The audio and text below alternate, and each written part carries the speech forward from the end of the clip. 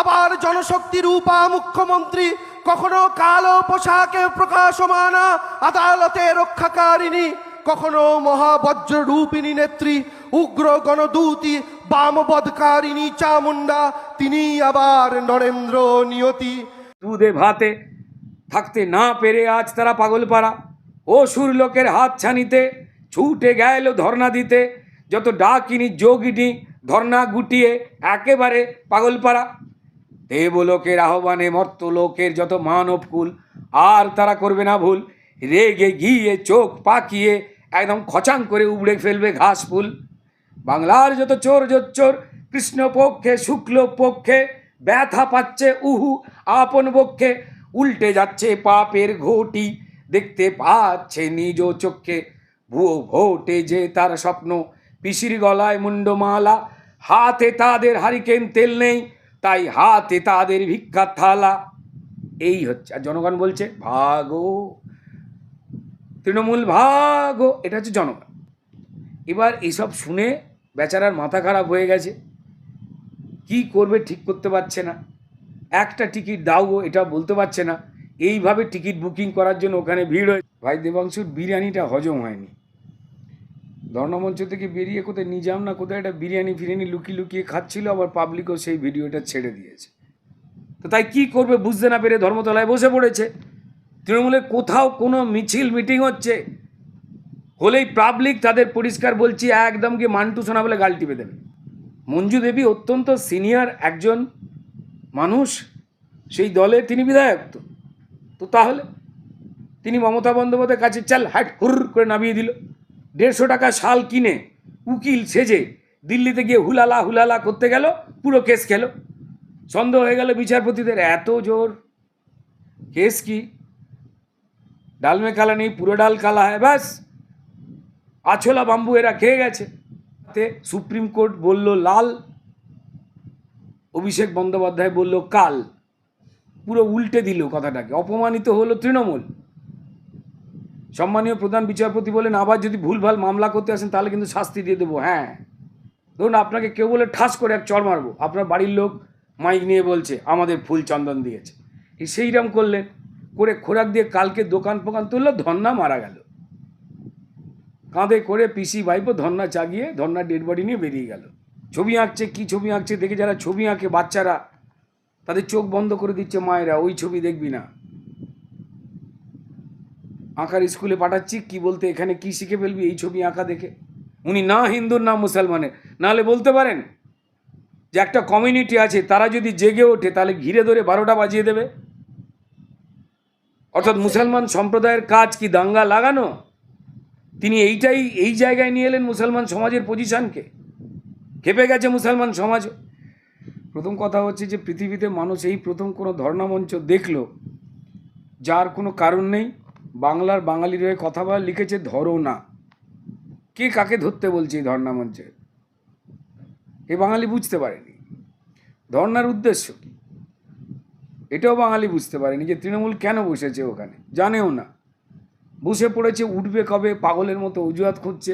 বিচিত্র অনুষ্ঠান চলছে, ছবি আঁকছে, কি ছবি আঁকছে দেখে যারা ছবি আঁকে বাচ্চারা, তাদের চোখ বন্ধ করে দিচ্ছে মায়েরা, ওই ছবি দেখবি না। আঁকার স্কুলে পাঠাচ্ছি, কি বলতে এখানে কি শিখে ফেলবি এই ছবি আঁকা দেখে। এই যে ভয়ঙ্কর ব্যাপার, যাকে পাচ্ছে মুখ্যমন্ত্রী অপমান করে বসিয়ে দিচ্ছে। কে যাত্রা করতে যাচ্ছিল, কে কবিতা বলতে যাচ্ছিল, কে প্রণাম করতে যাচ্ছে, হুট হাট করে সরিয়ে দিচ্ছে তাকে। পাগল পাড়া হয়ে রয়েছে। তার মাঝখানে এই দেবাংশু বিরিয়ানি খেয়ে ঢেকুর তোলার জায়গা পায়নি বেচারা, মঞ্চে উঠে কি একটা চণ্ডীপাঠ করলো, এমন চণ্ডীপাঠ করেছে, অকাল চণ্ডীপাঠ। এটা তৃণমূল যা করে সেটাই তো অকাল। কালে কোনো কিছু করেছে? পশ্চিমবঙ্গে আকালে ফেলে দিয়েছে সমস্ত মানুষকে। যারা তারা তো তাদের কোনো পার্টি তো হবে না, তাদের মানে মানুষ পাটপাট করে দিতে চাইছে। তো তার মাঝখানে কি বলল, কেন বলল, কি করলো, কেন করলো, মানে এটা ভয়ঙ্কর রকম একটা অদ্ভুত কাণ্ড কারখানা শুরু করে দিয়েছে তারা। আমার কষ্ট হলো ওর জন্য। তো যাই হোক, আজে বাজে বকেছে। অভিষেক বন্দ্যোপাধ্যায় ক্লাস 2 এর মতো মিথ্যে কথা বলছে, ক্লাস 2-এ যেমন বাচ্চারা টিফিন নিয়ে মিথ্যে কথা বলে, আমি আজকে টিফিন আনিনি বলে লুকিয়ে লুকিয়ে খায়, তেমন মিথ্যে কথা বলছে নতুন জামা প্যান্টুল পরে এসে। বাকিরা সমস্ত জড়ো হয়ে গিয়ে কি করছে না, মমতা বন্দ্যোপাধ্যায় রেগে যাচ্ছেন, খ্যাঁক খ্যাঁক করে উঠছেন, তার কারণ আছে তো। আজকে সারা পশ্চিমবঙ্গে ভারতীয় জনতা পার্টির পরিবর্তন যাত্রা বেরিয়েছে। গ্রামগঞ্জ থেকে 6 দিন ছিলাম টোটাল এই যাত্রাতে, ঠিক আছে। জাস্ট কালকে রাত্রেই ফিরেছি আপনার সঙ্গে কথা বলবার আগে। সেটা বসিরহাট সাংগঠনিক জেলা, বনগাঁ, সেখান থেকে বোলপুর, কাটোয়া হয়ে গিয়ে পূর্ব মেদিনীপুর, তারপর কালকে বারাসাত, এই সবটা সেরে ফিরছি। যেখানটাতেই যাওয়া হচ্ছে রাস্তার ধারে মায়েরা বোনেরা তৃণমূলের ভয় উপেক্ষা করে এসে হাত নাড়ছে, আর তৃণমূলের সবার চেয়ার ফাঁকা। আর যখন আমরা দুপুরবেলার দিকে যাচ্ছি, রাস্তার ওপর দিয়ে যাচ্ছি, হয়তো ফাঁকা জায়গা, সেখানে খুব স্বাভাবিক কারণেই যেখানে মানুষ আসতে পারেন না ওই দুপুরবেলা, সেই ছবিগুলো তৃণমূল জোগাড় করে, হ্যাঁ লোক ফাঁকা। মানে এদের কি বলবো, বারাসাতে অভিষেক বন্দ্যোপাধ্যায় সভা ফাঁকা, আপনারা দেখেছেন। মমতা বন্দ্যোপাধ্যায় সিঙ্গুরে তার সভা ফাঁকা, স্কুলের বাচ্চাদের ডেকে নিয়ে এসে বিরিয়ানির লোভ দেখিয়ে ভর্তি করা হচ্ছিল। মমতা বন্দ্যোপাধ্যায় সবার রাত 10টার পরে ফাঁকা হয়ে যাচ্ছিল, চেয়ারগুলো সামনের ফাঁকা, নেই কেউ। কি করে ধর্ণা নেমে পড়েছে তুলবে বুঝতে পারছিল না। কোন একটা অজুহাতে সুপ্রিম কোর্ট বলল লাল, অভিষেক বন্দ্যোপাধ্যায় বলল কাল, পুরো উল্টে দিল কথাটাকে। অপমানিত হলো তৃণমূল। সম্মানীয় প্রধান বিচারপতি বলেন, আবার যদি ভুলভাল মামলা করতে আসেন তাহলে কিন্তু শাস্তি দিয়ে দেবো। হ্যাঁ বলে অপমান করলেন। এই মেনকা গুরুস্বামী আর ওই তহমান নীল করে ওই কল্যাণ ব্যানার্জি, মমতা বন্দ্যোপাধ্যায় কী দেখিয়েছে সারা দেশকে, বাপরে। তো যাই হোক, সেই সব করে তারা ওখানে সার্কাস দেখাচ্ছে, ওইখানে অপমানিত হয়েছে। ধরুন আপনাকে কেউ বলে ঠাস করে এক চড় মারবো, আপনার বাড়ির লোক মাইক নিয়ে বলছে আমাদের ফুল চন্দন দিয়েছে, সেইরকম করলেন, করে খোরাক দিয়ে কালকে দোকান ফোকান তুললো, ধন্না মারা গেল। কাঁধে করে পিসি ভাইপো ধন্না চাগিয়ে ধন্না ডেড বডি নিয়ে বেরিয়ে গেল। কি করে উঠবে খুঁজে পাচ্ছিল না। তো আমি দেবাংশুকে ধন্যবাদ জানাবো, ও এমন করেছে ওখানে। লজ্জায় মমতা বন্দ্যোপাধ্যায় বুঝতে পেরেছে এমনিতেই পাবলিক খোঁচে রয়েছে। তৃণমূলের কোনো সভা, কোনো পার্টি অফিস খোলা দেখছেন দিনরাত, তালাবন্ধ। কি কারণ? পশ্চিমবঙ্গের মানুষ ভাতা দিয়ে ব্যান্ডেজ লাগাতে পারছে না। লোকে জেনে গেছে এটা আমার ট্যাক্সের টাকা, আমায় দিচ্ছে। আমি যদি লাইন দিয়ে না নিই, যেভাবে আবাস চাকরি এরা চুরি করে নেয়, আমাদের টাকা এরাই চুরি করে নেবে, তার থেকে চোখের জল মুছে মান অপমান ভুলে গিয়ে আমাদের ট্যাক্সের টাকা আমরা নিয়ে নেব, নাহলে এই চোরেরা সব নিয়ে নেবে। মানুষ বলছেন আমরা নিজেদের টাকা নিজেরা নিচ্ছি। আর বার্তা পেয়ে গেছেন মমতা বন্দ্যোপাধ্যায় এরা ভোট দেবেন না। মঞ্চ থেকে দাঁড়িয়ে মুসলমান সম্প্রদায়কে খেপিয়ে, আমাদের যদি ভোট না দাও হিন্দুরা, তো তাহলে মুসলমান সম্প্রদায়কে 12 ঘন্টায় রাস্তায় নামিয়ে দেবো। তারা এমন ঘেরাও করবে, 12টা বাজিয়ে দেবে লাইফে। তাই তো বলছে। কি ভাবলেন তিনি? বাকি হিন্দুরা কি ওনার মতো জালি নাকি? এই মমতা বন্দ্যোপাধ্যায় এত বড় জালি হিন্দু, যিনি বিধানসভায় দাঁড়িয়ে মহাকুম্ভকে মৃত্যুকুম্ভ বলেছিলেন। পবিত্র ঈদের দিনে নামাজের মঞ্চে রেড রোডে উঠে তিনি হিন্দু ধর্মকে গান্ধা ধর্ম বলেছিলেন। আমাদের রাজ্যে যারা মূর্তি ভাঙছে, সরস্বতী পুজো বন্ধ করছে, তিনি তাদের হয়ে চুপ করে থাকছেন, সেই অসভ্যদের প্রশ্রয় দিচ্ছেন। তিনি মুসলমান সমাজকে যে গরু দুধ দেয় তার লাথি খাওয়া ভালো বলেন। তার মানেটা কি? মুসলমানরা গরু? আমাদের শুনতে লজ্জা লাগে। আমি জানি না আমাদের মুসলমান সম্প্রদায়ের সবাই কবে জেগে উঠবে। উনি না হিন্দুর না মুসলমানের, নাহলে বলতে পারেন যে একটা কমিউনিটি আছে, তারা যদি জেগে ওঠে তাহলে ঘিরে ধরে 12টা বাজিয়ে দেবে। অর্থাৎ মুসলমান সম্প্রদায়ের কাজ কি দাঙ্গা লাগানো? তিনি এই জায়গায় নিয়ে এলেন মুসলমান সমাজের পজিশনকে। খেপে গেছে মুসলমান সমাজ। উনি কি বলে ভুয়ো ভোট আটকাবেন বুঝতে পারছেন না। 65 লাখ ভোটার এমনিতেই বাদ। কেন? মরে যাওয়া লোক বেরোচ্ছে না। 2-1টা ব্যতিক্রম ভুলভ্রান্তি হতেই পারে, সেটা কাউন্টেবল নয়। 65 লাখের মধ্যে 2-1টা নাম ভুলভ্রান্তি হতেই পারে, আবার সেগুলোকে সংশোধন করবার জন্য 6 নম্বর ফর্ম তো আছে যে আমার নামে একটা তথ্যগত ভুল হয়েছে, ঠিক করে দিন, ঠিক হয়ে যাবে। তো 65 লাখ নাম বাদ।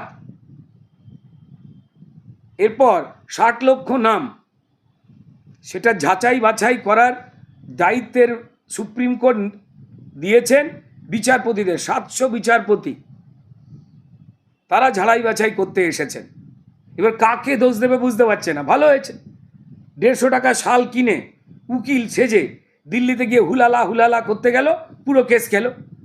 সন্দেহ হয়ে গেল বিচারপতিদের, এত জোর কেস কি, ডাল মে কালা নেই পুরো ডাল কালা হয়, ব্যাস আছলা বাম্বু এরা খেয়ে গেছে। তো তাই কি করবে বুঝতে না পেরে ধর্মতলায় বসে পড়েছে। তৃণমূলের কোথাও কোনো মিছিল মিটিং হচ্ছে হলেই পাবলিক তাদের পরিষ্কার বলছি একদম কি মান্টু সোনা বলে গাল টিপে দেবে। এবার ধর্মতলায় বসেছে।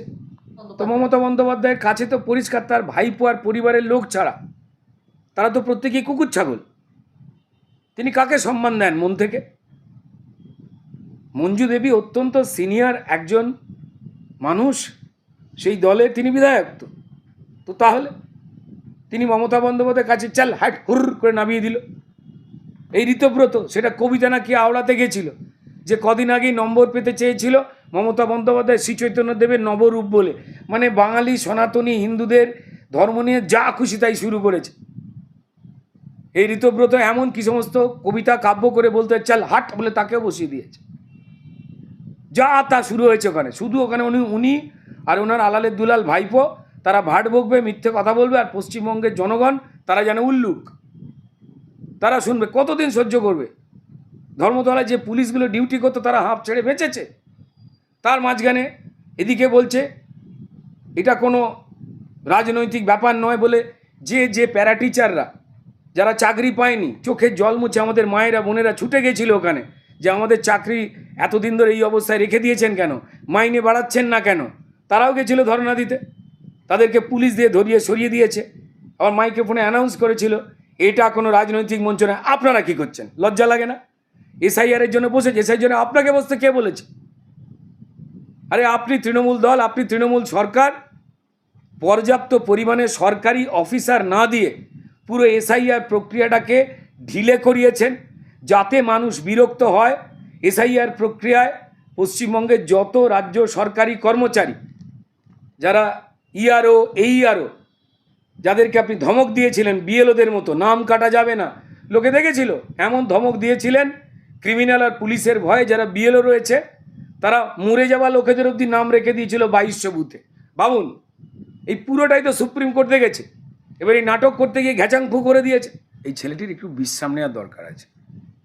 এত খাটাখাটনি করা তোর অভ্যেস নেই। সাজুগুজু করে একটু ঘুরবে টুরবে, হ্যাঁ, পিসির দেওয়া চেয়ারে বসে 4টে আঙুল তুলে মিথ্যে কথা বলবে। তো বাকিটা এত ভিড় এত গ্যাঞ্জামও দেখে না। পুলিশের লাঠি খায়নি, বিরোধী রাজনীতি করেনি, হ্যাঁ, নরম গদিতে বসে পড়েছে, মালিক ভাবছে নিজেকে। তম্বল তো হবেই, ঠিক হয়ে যাবে দেখবেন। এই যা যা দেখছে চতুর্দিকে উল্টোপাল্টা বলছে, বিজেপির সবাই নাকি লোক হচ্ছে না, অমিত শাহজির সবাই লোক হচ্ছে না, পরিবর্তন যাত্রায় নাকি ভিড় হচ্ছে না। আমি তো ঘুরে এলাম 6টা জায়গা, 6টা জেলা, 6 দিন, 6টা সাংগঠনিক জেলা। আমি বলবো ওকে রেস্ট নিতে। আর এত তাড়া কিসের? এত মিথ্যে কথা একসঙ্গে বলে ফেলতে হবে? মাঝে মাঝে বলুক। একসঙ্গে এত মিথ্যে কথা বললে গ্ল্যামার নষ্ট হয়ে যাচ্ছে ছেলেটার। আমার খুব চিন্তা হচ্ছে। ও কথা কান দেবেন না। ওদের অপমান করলেই জয় হয়। ঠিকই বলেছে অভিষেক বন্দ্যোপাধ্যায়। যতক্ষণ না মানুষ ওদের গাল মন্দ অপমান করছে ততক্ষণ ওদের ভাল লাগে না। সুপ্রিম কোর্টে ও এই মেনকা গুরুস্বামী আর কল্যাণ ব্যানার্জি গেছিল নতুন কি একটা মামলা করে, আবার এসআইআরটাকে আটকাবার জন্য কিছু একটা করতে গিয়ে ধাতানি দিয়েছে যে এরপর সাবধানে থাকবেন, এরপর করে গেলে আপনাদের বিরুদ্ধে বন্দোবস্ত নেব। স্ট্রেট সুপ্রিম কোর্টের প্রধান বিচারপতি বলল। আরও মঞ্চে এসে মিথ্যে কথা বলছে। ঠোঁট মোট খুলে একদিন পড়ে যাবে। এত মিথ্যে কেউ বলে? কি সুন্দর দেখতে। এসব মিথ্যে কথা বলবেন না, গ্ল্যামার নষ্ট হয়ে যাবে। কি করে ধর্ণা তুলবে? ফেসে তো নেমে পড়েছে, এবার উঠতে পারছে না কি বলে তুলবে।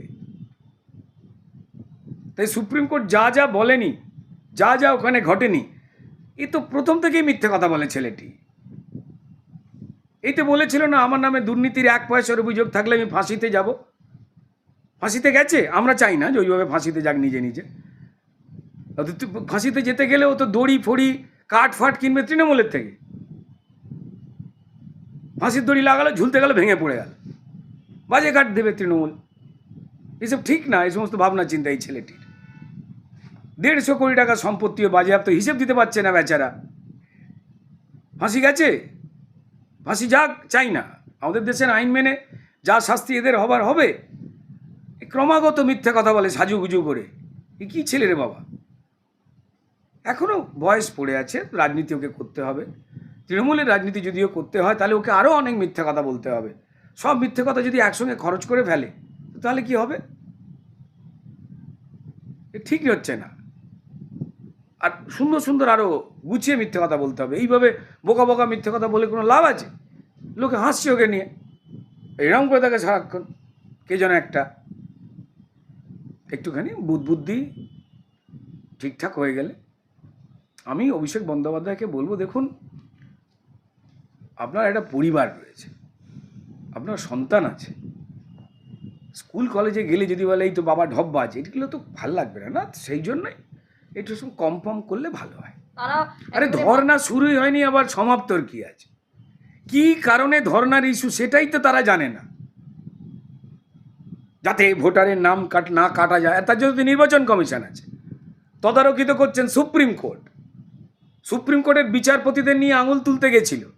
এই মেনকা গুরুস্বামীকে আর কল্যাণ ব্যানার্জিকে একদম ঘেঁটি ধরে ঘষে দিয়েছে আইনি ভাষায় প্রধান বিচারপতি। বলে দিচ্ছে যে খবরদার, আপনারা নিজেরা গন্ডগোল পাকিয়েছেন, তাই বিচারপতিদের জুডিশিয়াল অফিসার করে এই যে 60 লক্ষ নাম লজিক্যাল ডিসক্রিপেন্সি, অর্থাৎ তথ্যগত অসঙ্গতি যা আছে, তা ঝাড়াই বাছাইয়ের দায়িত্বে রয়েছেন, ভুলে যাবেন না বিচারপতিরা। কিন্তু তাদের বিষয় নিয়ে যদি একটাও কোনো কথা বলার চেষ্টা করেন তৃণমূল, তো তাহলে কিন্তু কড়া বন্দোবস্ত নেব। ধাতানি খেয়েছে তো ওখানে। কিন্তু মুখ্যমন্ত্রী তো বলছে যে আপনারা লাইভ স্ট্রিমিং অর্থাৎ ভিডিওটা শুনবেন, সবকিছু তো অর্ডারে লেখা থাকে না, অর্ডারে স্পষ্ট তো বলা আছে যে কাদের কথা বলছে? লাইভ স্ট্রিমিং কে শুনবে? যা যা শোনবার শোনা হয়ে গেছে। আমার মনে হয় যে উনি বুঝতে পারেননি। ভাইপোকে স্পোকেন ইংলিশটা একটু শিখিয়ে দিয়ে নয় মহুয়া মৈত্রের কাছে টিউশানি নিলেই বুঝতে পারা যাবেন যে কী বড়, মনে উনি বুঝতে পারেননি। ওখানে বসে বসে তো নাগাড়ে মিথ্যে কথা বলে যাচ্ছেন পিসি আর ভাইপো মিলে। আর জল টল না কী রেখেছে কে জানে,